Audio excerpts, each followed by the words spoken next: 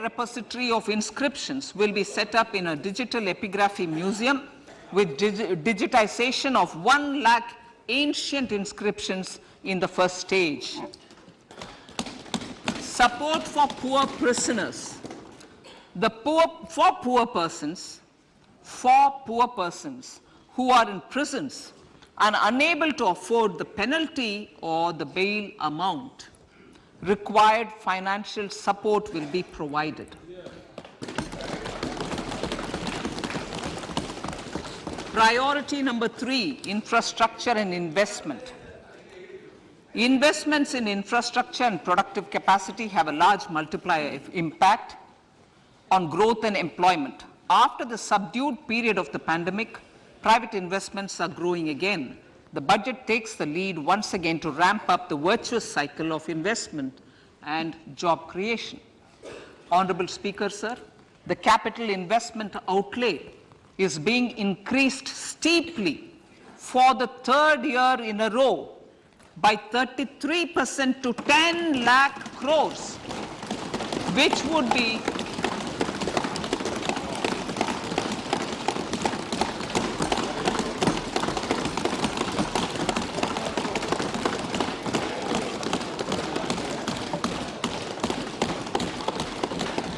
which would be 3.3% of GDP.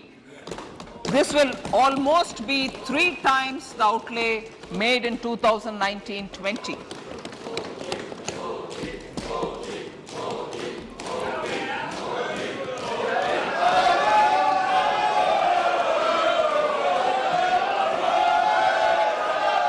This substantial increase in recent years is central to the government's efforts to enhance growth potential and job creation, crowd in private investments, and provide a cushion against global headwinds.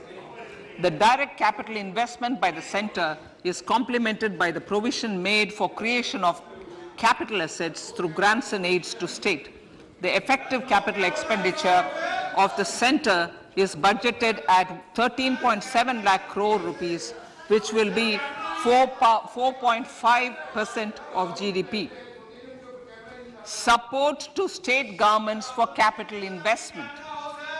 I have decided to continue the 50-year interest-free loan to state governments for 1 more year to spur investment in infrastructure and to incentivize them for complementary policies actions with a significantly enhanced outlay of 1.3 lakh crores.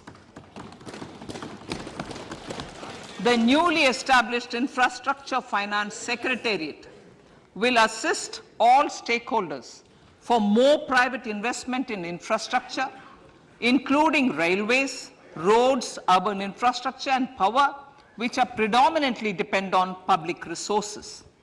The harmonized master list of infrastructure will be reviewed by an expert committee for recommending the classification and financing framework suitable for Amrit Kal. A capital outlay, I'm talking about railways now, sir, Honorable Speaker, railways. A capital outlay of 2.40 lakh crores has been provided for the railways. This is the highest ever outlay this highest ever outlay is about 9 times the outlay made in 2013-14. 100 critical transport infrastructure projects for last and first mile connectivity for ports, coal, steel, fertilizer, and food grain sectors have been identified. They will be taken up on priority with investment of 75,000 crores, including 15,000 crore from private sources. 50 additional airports, heliports, water aerodromes, and advanced landing grounds will be revived for improving regional air connectivity.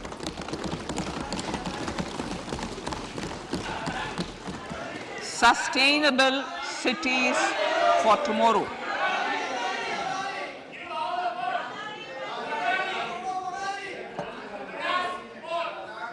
States and cities will be encouraged to undertake urban planning reforms and actions to transform our cities into sustainable cities of tomorrow.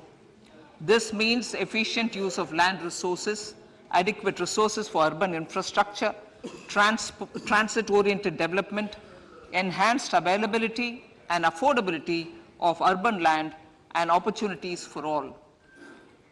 Through property tax governance reforms and ring-fencing user charges on urban infrastructure, cities will be incentivized to improve their creditworthiness for municipal bonds. Like the RIDF, an urban infrastructure development fund will be established through use of priority sector lending shortfall. This will be managed by the National Housing Bank and will be used by public agencies to create urban infrastructure in Tier 2 and Tier 3 cities.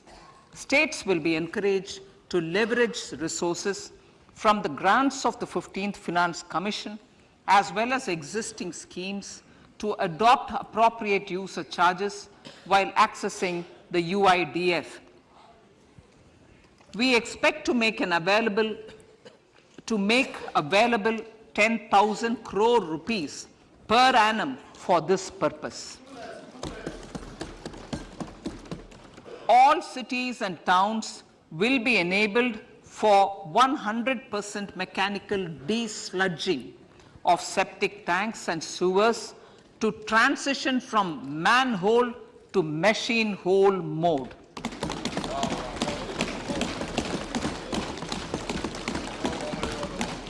Enhanced focus will be provided for scientific management of dry and wet waste.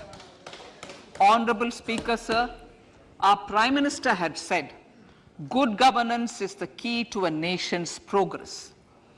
Our government is committed to providing a transparent and accountable administration which works for the betterment and welfare of common citizens.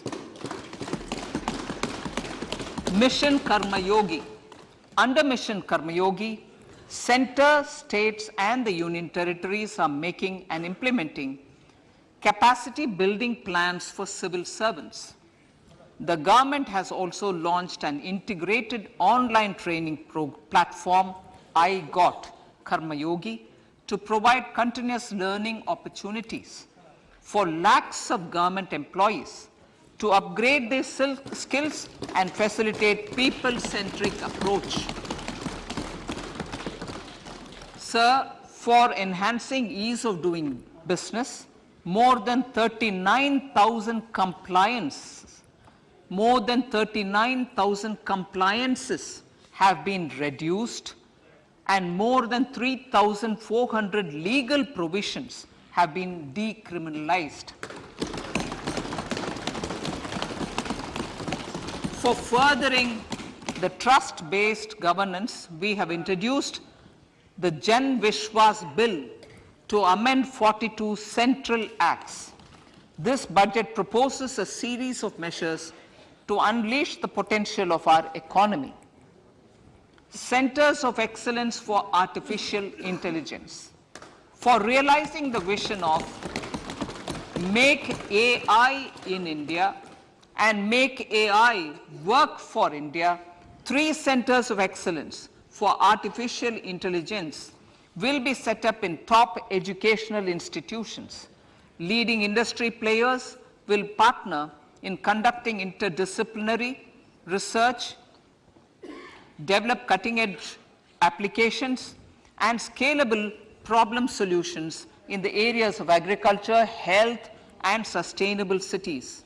This will galvanize an effective AI ecosystem and nurture quality human resources in the field.